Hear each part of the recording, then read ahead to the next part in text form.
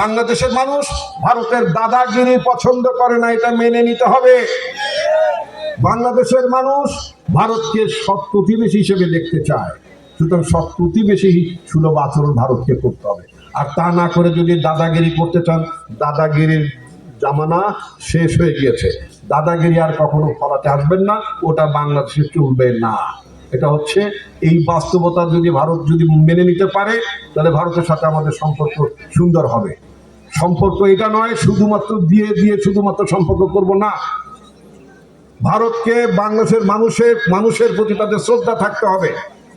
আমরা ভবিষ্যতে এমন একটি সরকার চাই, যেই সরকার ভারতের সরকারের চোখের উপরে চোখ রেখে চোখের দিকে চোখে তাকিয়ে কথা বলতে পারে, এমন সরকার চাই, মাথা নিচু করা সরকার না।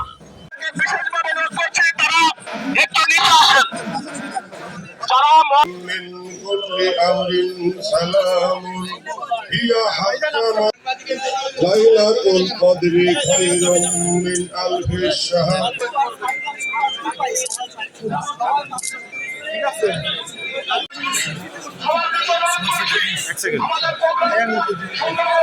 সাবেক টুকুর ছাত্র নেতা সহ আন্তর্জাতিক বিষয়ক সম্পাদক শুভেচ্ছা বক্তব্য দেওয়ার জন্য আহ্বান করছি জাতীয় ছাত্র দল আলিমুল ইসলাম রোমান ভাই। একটু কারো বিরুদ্ধে বক্তব্য রাখবেন না, দলের জন্য সংগঠনের বক্তব্য রাখবেন।